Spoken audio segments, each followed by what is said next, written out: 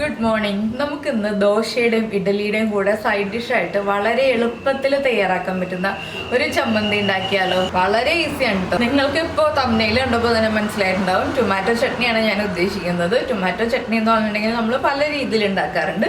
ഇത് ഏറ്റവും സിമ്പിൾ ആയിട്ടുള്ള റെസിപ്പിയാണ്. അപ്പോൾ എങ്ങനെയാണ് നമ്മുടെ ടൊമാറ്റോ ചട്നി തയ്യാറാക്കുന്നത് നോക്കാം. നമുക്ക് നമ്മുടെ ഇൻഗ്രീഡിയൻസ് നോക്കാം. നമ്മളിപ്പോൾ 3 വലിയ തക്കാളി എടുത്തിട്ടുണ്ട്. അതിലേക്ക് ഒരു 7-8 അല്ലി വെളുത്തുള്ളി എടുത്തിട്ടുണ്ട്. വെളുത്തുള്ളി കൂടിയാലും കുഴപ്പമില്ല കേട്ടോ. ഒരു 10 അല്ലി വരെ എടുക്കുക.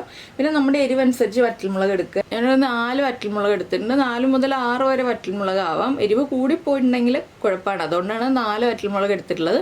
നിങ്ങളുടെ എരിവനുസരിച്ചും നമ്മുടെ കയ്യിലുള്ള വറ്റൽമുളകിൻ്റെ എരിവനുസരിച്ചും വറ്റൽമുളകിൻ്റെ എണ്ണം തീരുമാനിക്കുക. 2 തണ്ട് കറിവേപ്പില എടുത്തിട്ടുണ്ട്. നമുക്കിതിൽ സവോളയൊന്നും ആവശ്യമില്ല. ആദ്യം നമുക്ക് ഈ തക്കാളി ഒന്ന് കട്ട് ചെയ്തെടുക്കാം. വെളുത്തുള്ളി ഒന്നും കട്ട് ചെയ്യേണ്ട ആവശ്യമില്ല. തക്കാളി മാത്രമേ കട്ട് ചെയ്യേണ്ട ആവശ്യമുള്ളൂ. അപ്പോൾ നമുക്ക് ആദ്യം തക്കാളി ഒന്ന് ചെറിയ പീസുകളായിട്ട് കട്ട് ചെയ്തിട്ടെടുക്കാം. അപ്പോൾ നമ്മുടെ തക്കാളി കട്ട് ചെയ്തെടുത്തിട്ടുണ്ട്. ഒരുപാട് വലിയ പീസായിട്ടല്ല, ഒരു മീഡിയം പീസായിട്ടാണ് കേട്ടോ കട്ട് ചെയ്തെടുത്തിട്ടുള്ളത്. പിന്നെ ഞാനൊരു കാര്യം പറയാൻ വിട്ടുപോയി.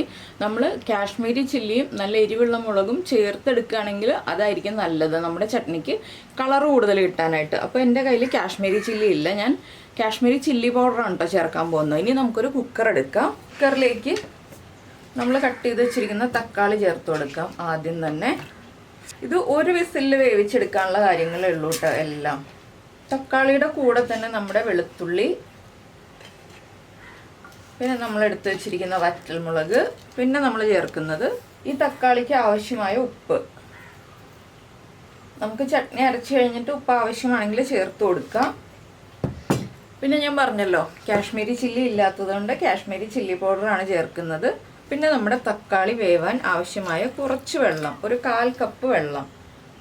1/4 കപ്പ് മുതൽ 1/2 കപ്പ് ആയാലും കുഴപ്പമില്ല. നമ്മൾ അരച്ച് കഴിഞ്ഞിട്ട് ഒന്ന് വെള്ളം വറ്റിച്ചെടുക്കാനുള്ളതാണ്. അപ്പോൾ ഇനി നമുക്കിത് ഒരു വിസിൽ വരുന്നത് വരെ അടച്ചു വെച്ച് വേവിച്ചെടുക്കാം. അപ്പോൾ നമ്മുടെ കുക്കറിൻ്റെ പ്രഷർ കംപ്ലീറ്റ് പോയിട്ടുണ്ട്. ഇനി നമുക്ക് കുക്കറൊന്ന് തുറക്കാം. ഇപ്പോൾ കണ്ടോ, ഒരുപാട് വെള്ളമില്ല കേട്ടോ. നമ്മൾ ഒഴിച്ചു കൊടുത്താൽ ഇത്തിരി വെള്ളമേ ഉള്ളൂ. ഇനി നമുക്കിതൊന്ന് ചൂട് മാറിയിട്ട് അരച്ചെടുക്കാം.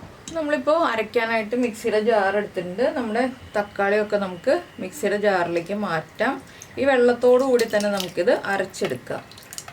ഇപ്പോൾ നമ്മുടെ തക്കാളി ചട്നിയുടെ മിക്സ് അരച്ചെടുത്തിട്ടുണ്ട്. ഇനിയിപ്പോൾ ഞാൻ വേറൊരു പാൻ വെച്ചു. ഇതിലേക്ക് നമുക്ക് വെളിച്ചെണ്ണ ഒഴിച്ചതിന് ശേഷം കടുക് ചേർത്ത് കൊടുക്കാം. ഒരു 1/2 ടീസ്പൂൺ കടുകൊന്ന് പൊട്ടി വരട്ടെ.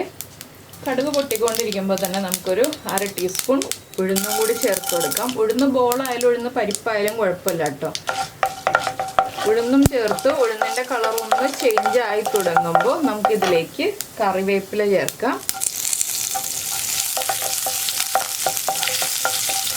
ഇപ്പോൾ നമ്മൾ ഇനി വറ്റൽമുളക് ചേർക്കില്ല കേട്ടോ. എന്താണെന്ന് വെച്ചാൽ നമ്മൾ വറ്റൽമുളകൊക്കെ അരച്ച് പിന്നെ ടൊമാറ്റോ ചട്നി അല്ലേ, അപ്പോൾ ഇനി വറ്റൽമുളകിൻ്റെ ആവശ്യമില്ല. കറിവേപ്പിലയും കുക്കായി കഴിയുമ്പോൾ നമ്മൾ അരച്ച് വെച്ചിരിക്കുന്ന ചട്നി ഇതിലേക്ക് ചേർത്ത് കൊടുക്കാം.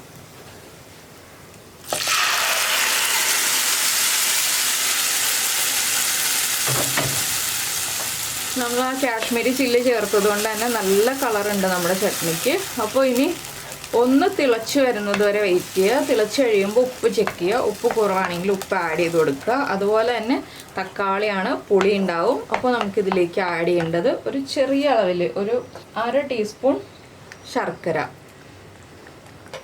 ശർക്കരയും ചേർത്ത് നന്നായിട്ടൊന്ന് തിളച്ച് വരണം. പഞ്ചസാര ചേർക്കുന്നതിനേക്കാൾ ടേസ്റ്റ് ശർക്കര ചേർക്കുമ്പോഴാണ് കേട്ടോ. ഇനി ഇതൊന്ന് തിളച്ച് വരണം. അപ്പോൾ നമ്മുടെ ടൊമാറ്റോ ചട്നി റെഡിയാവും. ഇത്രയേ ഉള്ളൂ ടൊമാറ്റോ ചട്നിയുടെ റെസിപ്പി. നിങ്ങൾക്ക് എല്ലാവർക്കും ഇഷ്ടമായി എന്ന് വിചാരിക്കുന്നു. അപ്പോൾ എല്ലാവരും ദോശയുടെയോ ഇഡ്ഡലിയുടെയോ ഒക്കെ കൂടെ ടൊമാറ്റോ ചട്നിയും കൂടി ചേർത്ത് കഴിച്ചു നോക്കൂ. എല്ലാവർക്കും ഇഷ്ടമാവും. ഇഷ്ടമായി കഴിഞ്ഞിട്ടുണ്ടെങ്കിൽ നമ്മുടെ വീഡിയോയുടെ താഴെ ഒന്ന് കമൻറ്റ് ചെയ്യാൻ മറന്നു പോകരുത് കേട്ടോ. അതുപോലെ തന്നെ ഇഷ്ടമായ റെസിപ്പി ആണെങ്കിൽ ഒന്ന് ലൈക്ക് ചെയ്യണേ. ഇതിപ്പോൾ തിളയ്ക്കാൻ വേണ്ടിയിട്ടാണ് ഞാൻ വെയിറ്റ് ചെയ്യുന്നത്. തിള വന്ന് തുടങ്ങുന്നുണ്ട്. ഇതാ തിള വന്ന് കഴിഞ്ഞു. നമുക്ക് ഫ്ലെയിം ഓഫ് ചെയ്യാം. ഇനിയിപ്പോൾ നമുക്ക് നമ്മൾ സെർവ് ചെയ്യുന്ന ബൗളിലേക്ക് മാറ്റാം. ഇത്രയേ ഉള്ളൂ ടൊമാറ്റോ ചട്നിയുടെ റെസിപ്പി.